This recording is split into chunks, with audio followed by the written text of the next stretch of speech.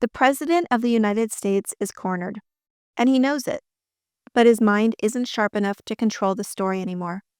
We're watching him fumble, grasping at straws, spinning lies, trying to hold together a version of reality that's collapsing faster than he can manage. On February 3rd, inside the Oval Office, he sat behind the resolute desk once again. A fresh red hat was carefully placed in front of him, and it was stamped with the regime's latest subliminal slogan. Behind him stood a row of enablers, all holding identical hats. Everyone read, "America is back." If you want to understand just how far we've fallen, look at that scene. A failing president, flanked by loyalists, trying to sell the country a lie, printed on a hat. When it came time for questions, a reporter asked about the upcoming House oversight depositions of Hillary and Bill Clinton, testifying about the Epstein files, where Trump's name appears thousands of times. And what did the president say in response? This is what he said. "I think it's a shame, to be honest. I always liked him. Her? Yeah, she's a very capable woman. She was better in debating than some of the other people. I will tell you that. She was smarter. Smart woman. I hate to see it in many ways." Then came the NBC interview with Tom Lamas, which aired a couple nights back. Trump went even further. He said, "It bothers me that somebody is going after Bill Clinton. I like Bill Clinton. I still like Bill Clinton." And when Lamas pressed him, "What exactly do you like about Clinton?" Trump didn't miss a beat. He said, "I liked his behavior towards me. I thought he got me. He understood me."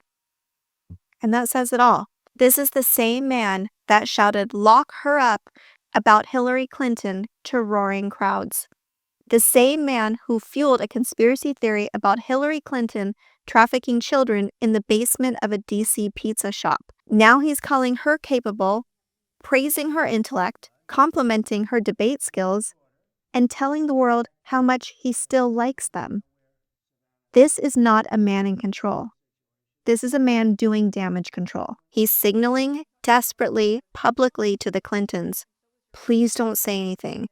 I'll say you're wonderful if you just keep my secrets safe." And once you see it for what it is, panic, you start to see the rest more clearly too.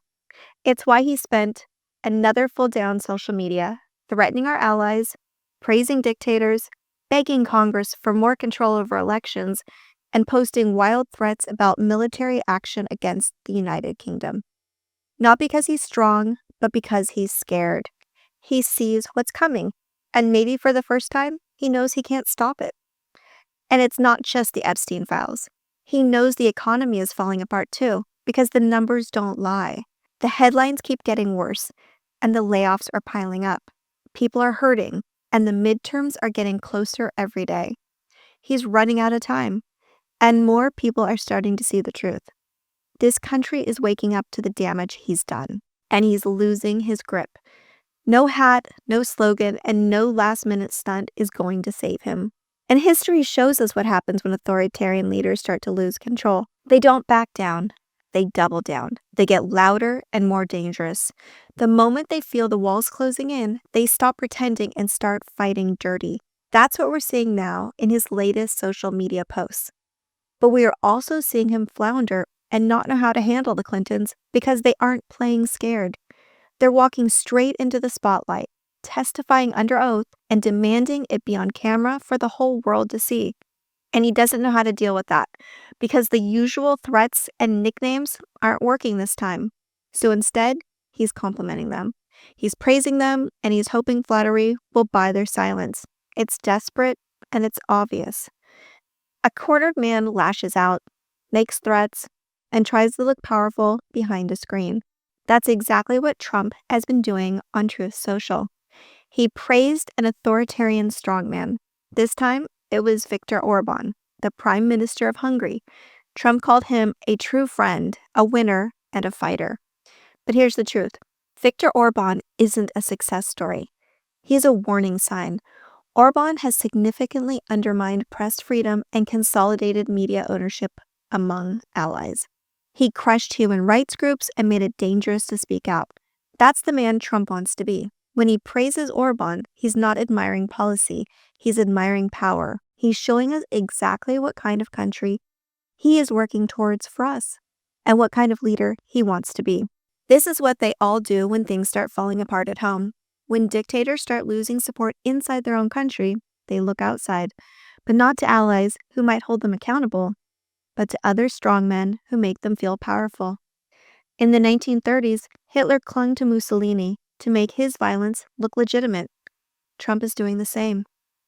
And while he's trying desperately to hold on to power, everyday Americans know what is happening. And now we have the numbers to confirm what we've all been seeing and feeling. And it's not good. It's not good news for Trump's economy, and it's not good for us, the American people. The Dow dropped 593 points. The S&P 500 fell 1.23%. The Nasdaq is down 1.59% and is now in the red for the year. Bitcoin plunged more than 10% in a single day, dropping below 63,000, its lowest level since October of 2024, and wiping out every gain since Trump returned to power. Gold slid more than 2%, silver plunged 14%, extending a historic sell-off that's seen it lose nearly 40% from the week before's record high. The market is panicking, and not because of some random correction. It's because people are finally waking up to the truth. The Trump economy is just a stack of hype, lies, and speculation with nothing real underneath. And everywhere you go, people are talking about how expensive things keep getting, how they're cutting back and stressed, holding on by a thread. And now we have the numbers to prove what's really happening. And instead of facing any of it, Trump continues to gaslight us. He acts like everything is fine, like if you're struggling, it's your fault, and that the economy has never been better. And while people are hurting, he's spending God knows how much money tearing up historic parts of the White House, wasting public resources on vanity projects, while doing absolutely nothing to actually solve a single real problem. And the job market is falling apart too. January brought more than 108,000 layoffs, the worst January for job cuts since 2009. ADP says private sector hiring only added 22,000 jobs last month. It was the slowest month in 3. First-time jobless claims spiked by 22,000 in just 1 week, bringing the total to 231,000. And we still don't have the full picture because the government shutdown supposedly delayed the official jobs report. It's heartbreaking for small business owners who are having to cut jobs just to survive and keep their remaining employees paid. It's devastating for the people being let go, wondering how they're going to feed their families or pay their rent. All of this pain is unnecessary. It's man-made. And I mean that literally. Trump made this. And I'm deeply concerned. I remember 2009. I remember the fear and the pain so many went through. It was awful. I can't even put into words how much heaviness I carry about our country going through something like that again. But this isn't new. In almost every fascist regime, over the last 100 years, the economy was used as a weapon.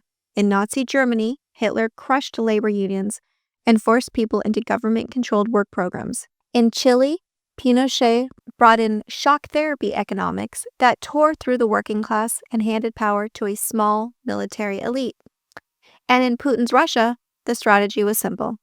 Make a few loyal oligarchs rich, destroy anything public or independent, and keep regular people just scared enough not to fight back. Trump's version is uniquely American, but it follows the same formula. Make life harder.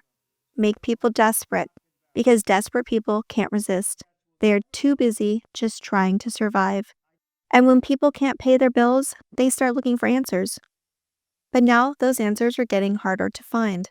The Washington Post just laid off a third of its newsroom. That's over 300 journalists gone. That's not just cost cutting. It's one less newsroom holding power accountable. We've seen this before.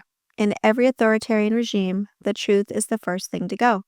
Hitler had Joseph Goebbels, Putin jails reporters. Erdogan took over every major paper in Turkey. The methods are different, but the goal is always the same. Silent dissent, flood the media with propaganda, and make the truth unavailable. So what do? We get even more strategic with how we spend our money. I'm laser focused on supporting fellow independent media. With the continued collapse of corporate media, it's on us to speak with our wallets if we want the truth to keep reaching people. If you're able, please consider supporting a handful of your favorite creators, writers, or platforms that are committed to truth and accountability.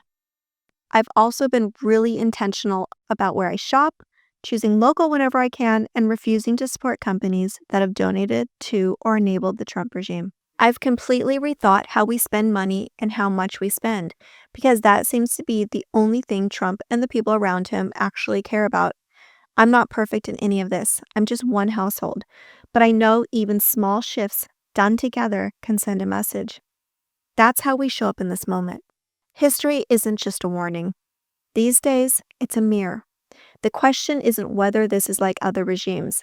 The question is whether we respond like other generations did, whether we rise up or we look away, whether we name the dangers or we wait until it's too late. That choice is ours. The past couple of weeks have been incredibly hard for so many of us. I'm tired. I know you are too. But I want you to remember, we are not alone.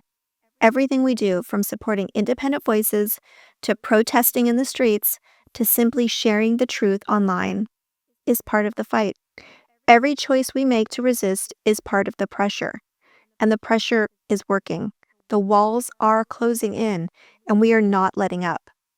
And that is why I still have hope for America, and I hope you do too.